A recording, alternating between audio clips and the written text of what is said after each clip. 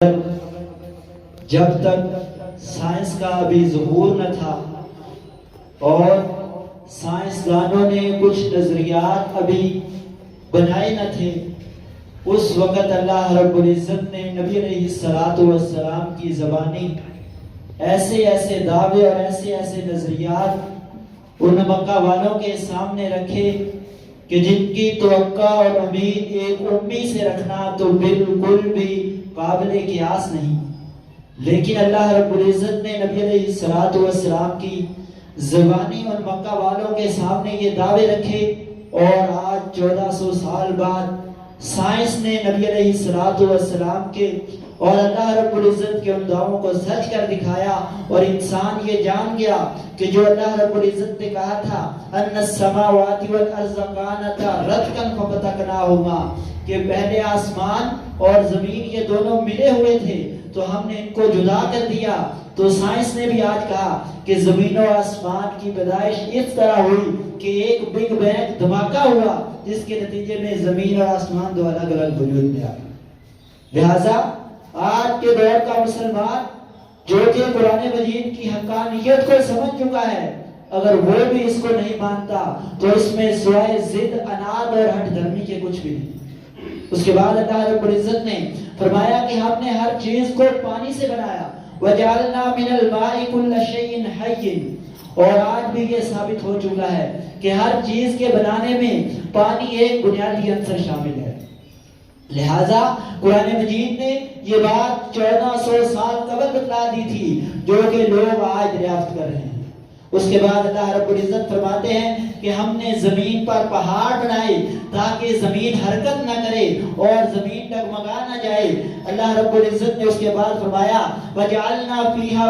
فِجَاجًا سُبُلًا لَعَلَّهُمْ يَهْتَدُونَ، اور ہم نے ان پہاڑوں میں بھی راستے بنائے تاکہ تمہیں سفر کرتے ہوئے آسانی ہو۔ وَجَعَلْنَا السَّمَاءَ سَقْفًا مَحْفُوظًا، اور ہم نے تمہارے اوپر آسمان کو چھت بنا دیا، اور یہ ہماری آیتیں ہیں۔ وَهُوَ الَّذِي خَلَقَ اللَّيْلَ وَالنَّهَارَ وَالشَّمْسَ وَالْقَمَرَ كُلٌّ فِي فَلَكٍ يَسْبَحُونَ، اور ایک اور بات اللہ رب العزت نے کہی کہ وہی اللہ ہے جس نے سورج، چاند، ستارے بنائے، اور یہ سب چیزیں فی فلک یسبحون، ایک آسمان میں ایک مدار میں گردش کر رہی ہیں۔ یہ اللہ رب العزت نے نبی علیہ السلام کی زبانی بتلا دیا تھا، اور آج یہ ثابت ہو چکا ہے، اور سائنس نے ثابت کر دیا ہے کہ زمین اور آسمان، زمین سورج کے گرد گردش کر رہی ہے اور تمام سیارے سورج کے گرد گردش کر رہے ہیں۔ لہٰذا یہ نبی علیہ السلام کی نبوت کے سچی ہونے کی بھی دلیل ہے، اور قرآن مجید کے اللہ رب العزت کی طرف سے نازل ہونے کی بھی دلیل ہے، اور اس بات کی بھی دلیل ہے کہ جو چیزیں انسان کو ابھی پتہ نہیں تھی اور جو چیزیں انسان کو ابھی پتہ نہیں ہے، اللہ رب العزت ان کے بارے میں بھی جانتے ہیں۔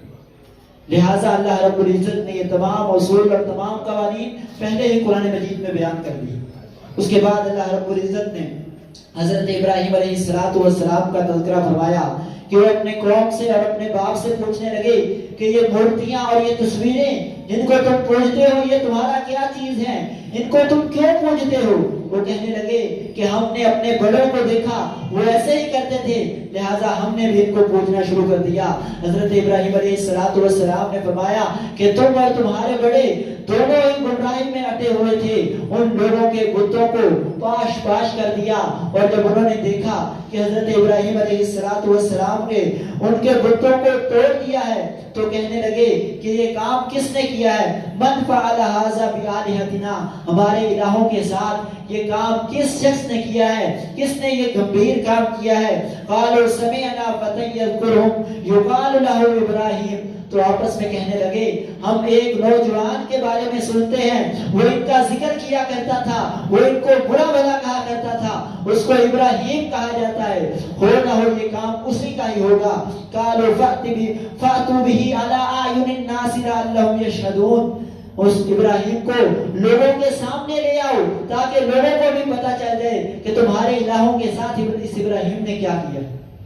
حضرت ابراہیم علیہ السلام کو لے کر آئے اور پوچھا یہ کس نے کیا ہے؟ قال بل فعله كبيرهم هذا فاسألوهم،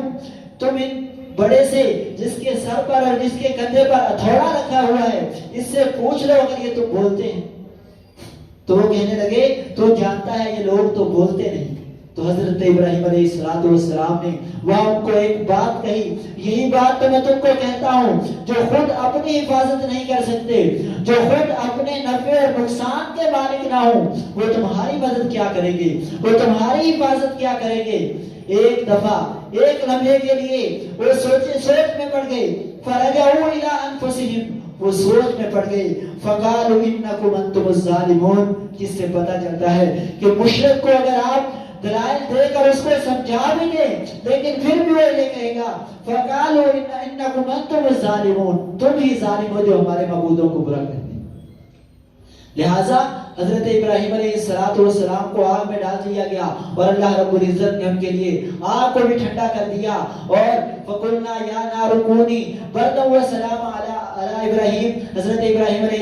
السلام پر اللہ رب العزت نے آگ کو بھی ٹھنڈا کر دیا۔ اس کے بعد اللہ رب العزت نے حضرت لوط علیہ السلام کا تذکرہ کیا، جن کو اللہ رب العزت نے ایک بہت ہی گھٹیا قوم کی طرف نبی بنا کر بھیجا تھا۔ فرمایا وَنَجَّيْنَاهُ وَلُوطًا إِلَى الْأَرْضِ الَّتِي بَارَكْنَا فِيهَا لِلْعَالَمِينَ، ہم نے حضرت ابراہیم علیہ السلام اور لوط علیہ السلام دونوں کو نجات دی، اور حضرت ابراہیم کو اسحاق اور ان کو یعقوب دیا۔ اور اس کے بعد اللہ رب العزت نے مختلف انبیاء کا تذکرہ کیا، جن میں حضرت سلیمان علیہ السلام اور حضرت داؤد علیہ السلام کا تذکرہ کیا کہ ان کو ہم نے دنیا کی بادشاہت بھی عطا کی تھی اور علوم دینیہ بھی عطا کیے تھے، اور ان کو ہم نے وَعَلَّمْنَاهُ صَنْعَةَ لُبُوسٍ، اور ان کو ہم نے زرے بنانے کا اور کپڑے بنانے کا طریقہ بھی ہم نے بتلایا تھا، ان پر دنیا اور آخرت کی ہر طرح کی نعمتوں سے سرفراز کیا تھا۔ اس کے بعد اللہ رب العزت نے حضرت سلیمان علیہ السلام کا تذکرہ کیا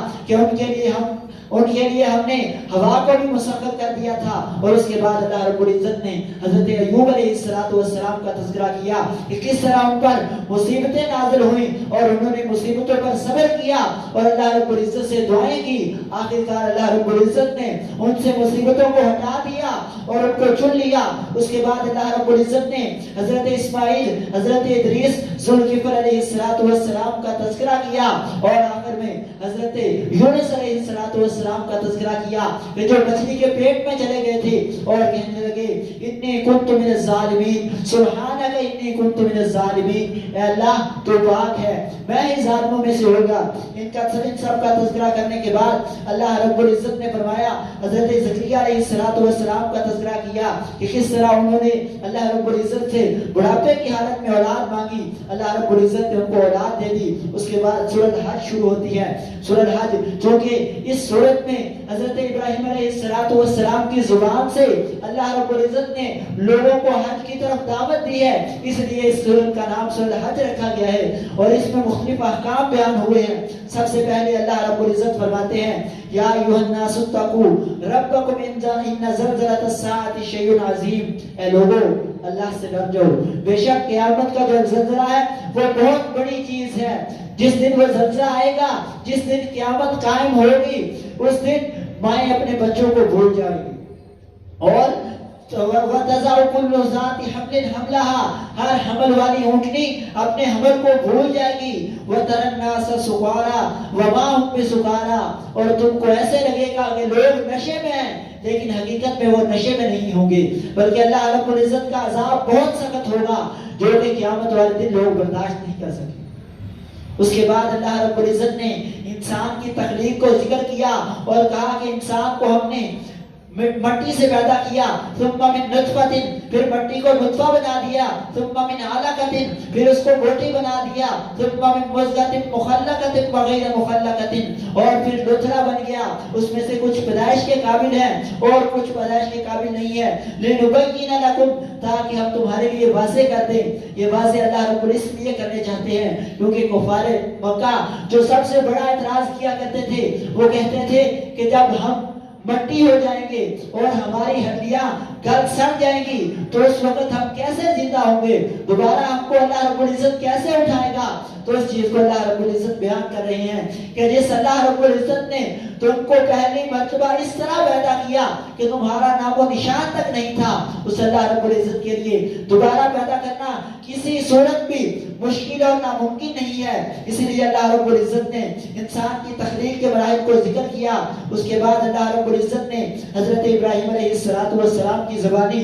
لوگوں کے لیے حج کا پیغام دیا کہ لوگوں اللہ رب العزت کے گھر کے لیے آؤ اور حج کرو، اور یہ توقفوا بالبیت العتیق، اور اللہ رب العزت کے اس پیارے گھر بیت اللہ کا طواف کرو۔ اس کے بعد اللہ رب العزت نے فرمایا کہ یہ لوگ اللہ رب العزت کے علاوہ جن کو تم پکارتے ہو، یہ لوگ ایک مکھی بنانے کے قابل بھی نہیں، لَن يَخْلُقُوا ذُبَابًا،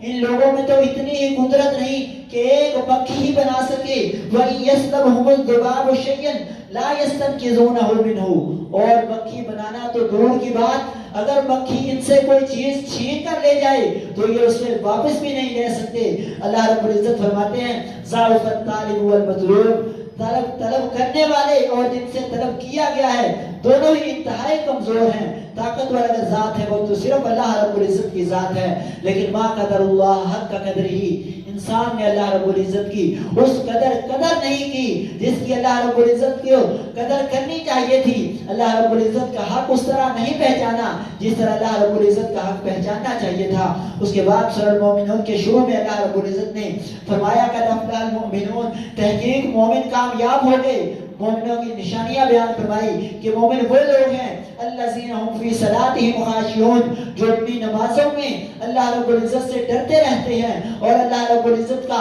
خوف اور خشیت ان پہ طاری رہتی ہے۔ والذین هم عن اللغو معرضون، اور وہ لوگ جو ہر قسم کی فضولیات سے گریز کرتے ہیں اور ہر قسم کی فضولیات سے اعراض کرتے ہیں۔ والذین هم للزکاۃ فاعلون، اور وہ لوگ جو زکوٰۃ کو ادا کرتے ہیں وہ لوگ مومن ہیں۔ والذین هم لفروجہم حافظون، اور وہ لوگ جو اپنی شرمگاہوں کی اور اپنی عزتوں کی حفاظت کرتے ہیں وہ لوگ مومن ہیں۔ والذین هم لاماناتہم وعہدہم راعون، اور وہ لوگ جو اپنی امانتوں کا اور اپنے وعدوں کا پاس رکھتے ہیں وہ لوگ مومن ہیں۔ ان کی نشانیاں ذکر کرنے کے بعد اللہ رب العزت فرماتے ہیں اولئک هم الوارثون، یہی وہ لوگ ہیں جن کو ہم وارث بنائیں گے۔ الذین یرثون الفردوس هم فیہا خالدون، یہی لوگ ہیں جن کو ہم جنت الفردوس کا وارث بنائیں گے، اور یہ مومن اس جنت الفردوس میں ہمیشہ ہمیشہ رہیں گے اور اس کی نعمتوں کو چکتے رہیں گے۔ اللہ رب العزت سے دعا ہے